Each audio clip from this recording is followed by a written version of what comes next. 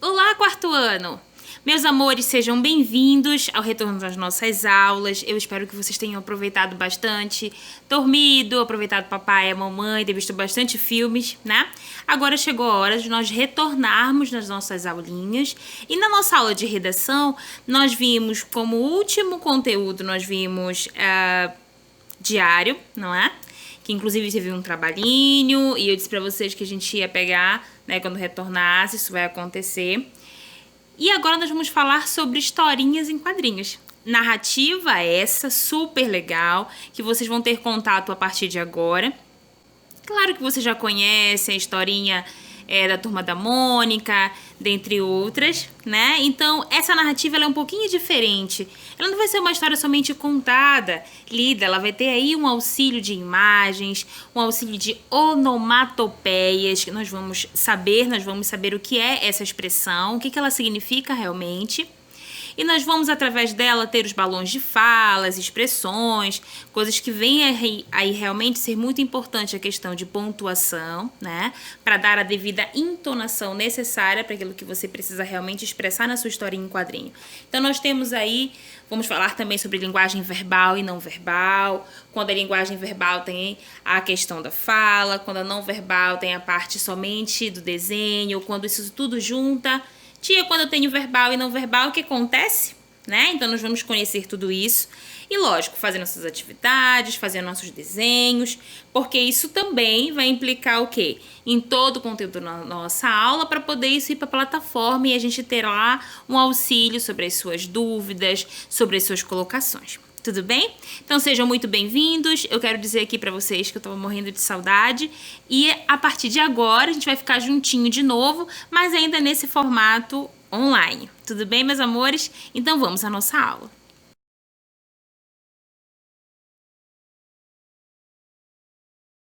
Então chegou a hora da gente falar de historinhas em quadrinhos. Gênero esse que eu situei no vídeo anterior, né? Falando um pouquinho sobre essa estrutura. E agora nós vamos aprofundarmos um pouco. Meus amores, eu coloquei um slide aqui com um resumo sobre o que seria esse gênero. Então eu vou ler para vocês. As histórias em quadrinhos são um gênero narrativo em que geralmente não há um narrador. A narração é feita por meio de sequência de quadrinhos. O que ele quer dizer com isso? Que não é aquela história em que você pega de um livro, lê em texto o quê? Corrido, né? Não, ele é feito por meio dessa estrutura de imagens, balões de fala, em que vai vir falando sobre algum assunto. Então vamos lá. As expressões dos personagens e as falas atribuídas ajudam-nos a perceber os sentimentos dos mesmos. A HQS, que é a abreviação de historinhas em quadrinhos, tá bom? Quarto ano, é constituída de texto verbal e não verbal, que nós vamos aprofundar um pouquinho mais lá para frente. Ou seja, é um texto produzido por meio de imagens e texto escrito. Além disso, outros recursos visuais, como o uso de palavras em negrito, letras maiúsculas, cores, símbolos e etc.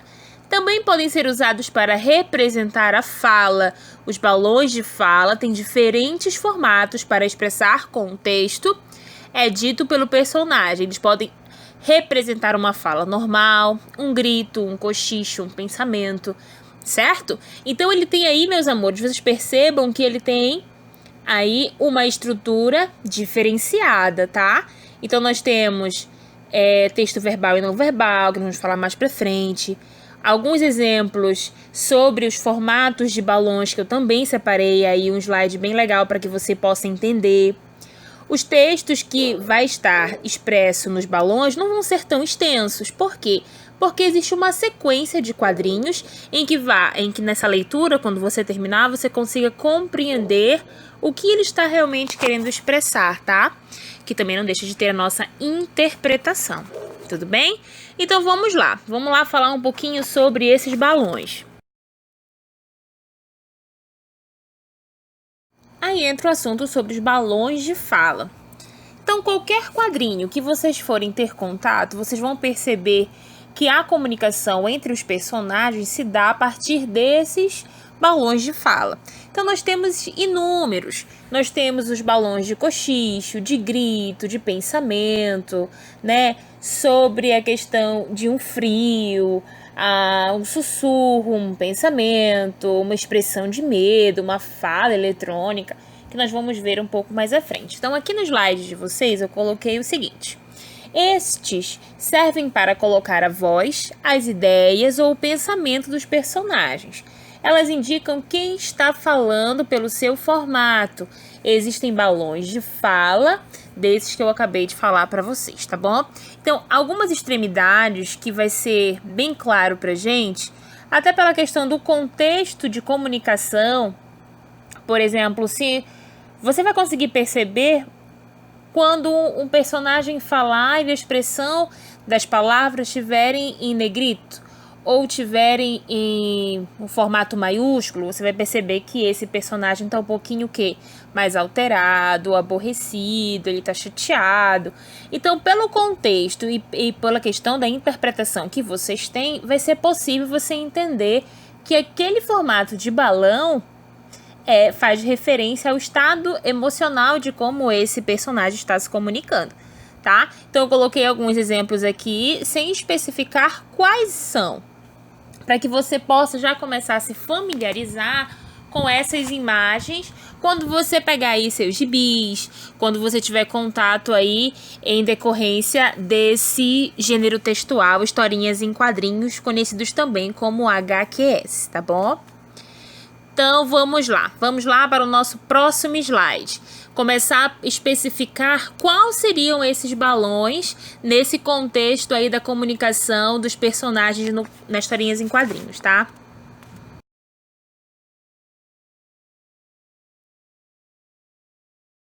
Perfeito. Então, agora vem os modelos de balões. Ai, tia, essa imagem ficou um pouco séria. É só mesmo para que você possa perceber o formato, para que você não se confunda muito com as imagens, tá bom? Depois a gente vai falar sobre um assunto bem bacana, que faz bem parte do dia a dia de vocês. Então, olha só, nesse primeiro balão, fala o seguinte: a parte externa do balão obedece às normas de expressão. Veja abaixo as mais comuns. Então, tem a fala comum. Quando essa fala é comum, normal, natural, ele tem o quê? O desenho liso, né? Somente a indicação de quem é o personagem, para quem é, no caso, que está fazendo referência a quem está se comunicando no momento. Então, o outro vai falar sobre o pensamento, que é tipo uma nuvenzinha, não é? Que é uma que a gente também já conhece, já tem aí o contato quando vai fazer os nossos desenhos, as nossas produções. Quando esse balão, quando essa comunicação for um sussurro, algo que você, enquanto estiver criando, quer que faça algo como se fosse baixinho, um segredinho, eu faço ele pontilhado, tá bom? Uma linha pontilhada e ponta. Essa ponta sempre vai ter. Ou ela vai ser lisa, ou ela vai ser em forma de bolinha, ou ela vai ser um pouco espetadinha, mas eu sempre preciso aí referenciar de quem é essa minha fala, tá? Aí nós temos aí expressões de medo, linha ali meio onduladinha, né? Com uma ponta direcional igual, ou seja, vai ser sempre na mesma estrutura. Se meu balão for liso, a minha pontinha tem que ser o quê? Lisa. Se for uma imagem aí do balão meia tipo estilo nuvem, o meu pensamento precisa ser uma bolinha estilo nuvem também, tá certo? Uma fala eletrônica, uma linha simples e ponta direcional em forma de raios. Aqui, meu amor, ele vai de fato deixar claro que ele quer chamar muita atenção mesmo, tá bom? Vamos lá.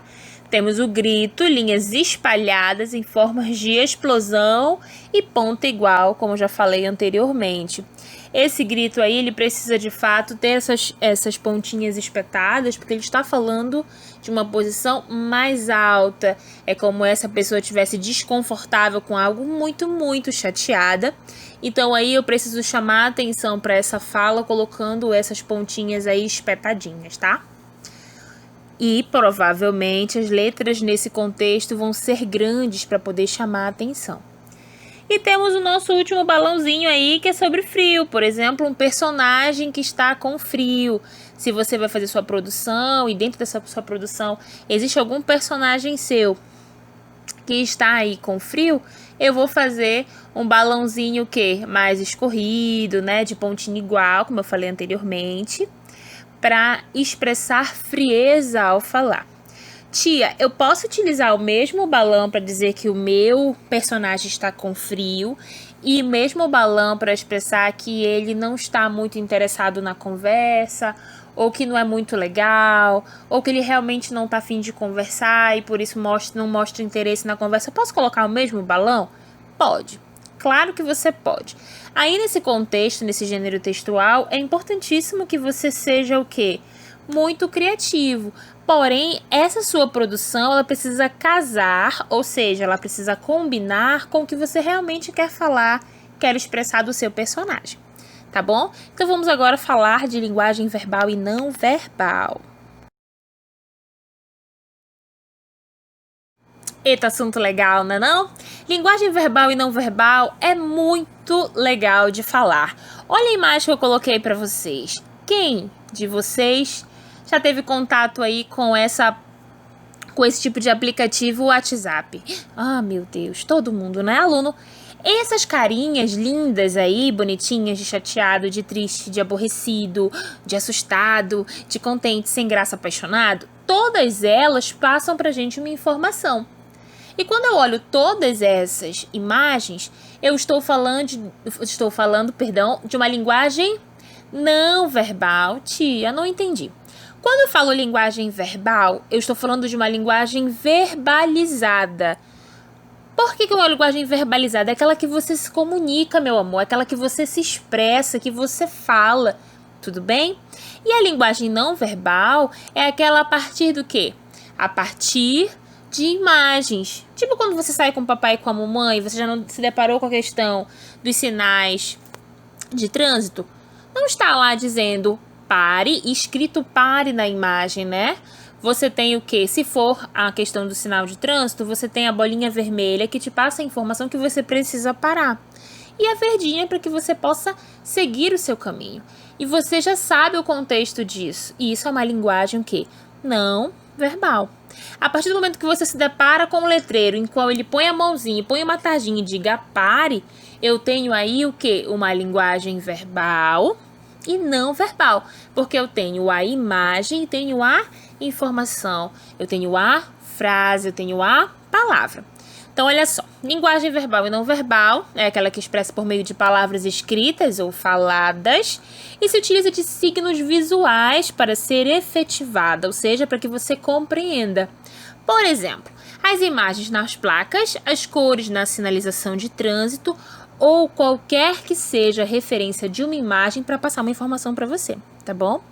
Dentro desse contexto, nós temos o que chamamos de onomatopeia. Essa palavrinha aí, meu bem, por mais que ela pareça um pouco difícil, vamos lá. Onomatopeia. É super bacana, você vai ter muito contato com ela quando for para o Fundamental 2 também, porque ela vai ensinar você sobre a questão literária e não literária, que a gente vai ver lá um pouco mais pra frente, tá? Guarda aí essa informaçãozinha. E o que é a onomatopeia? É uma figura de linguagem que consiste na utilização de uma palavra especial para representar um som específico. Opa! Por exemplo, o som de uma abelha. Zzz, tá? Ou o som de um cachorro, que eu não vou falar, né, aluno? Porque eu não sei fazer essas coisas, eu sei que você arrasa. E quando você for escutar essa parte da sua aula, você já treina aí para poder ensinar a titia. Ou o gatinho, esse gatinho eu acho mais fácil, que é o miau, miau, né? Qualquer que seja aí os ruídos, eu posso falar que é o quê? Uma onomatopeia. Porque ela realmente, de fato, vai representar um som que nós chamamos de um som específico. Seja de um abrir de uma porta, seja uma questão de um animal, tudo bem? Ou, por exemplo, até um barulho de um ruído de bater na porta de alguém, toque, toque, tá bom? Isso aí você pode dizer que é uma onomatopeia. Já chega com o papai, com a titia, com a mamãe, diz assim: o senhor sabe o que é uma onomatopeia, pai, mãe? E dá essa aula aí, aluno, arrasa, tá bom? Então, meu amor, é isso. No próximo slide, só vai aparecer já sobre a questão das nossas atividades. E eu quero que você preste muita atenção. Não entendeu? Ficou alguma dúvida? Reveja o vídeo de novo, fique com o seu material. E lá tá a identificação das páginas, para que você possa realmente ver se conseguiu entender. E a gente se encontra na plataforma, tá bom? Beijo grande, meu amor. Até a próxima aula.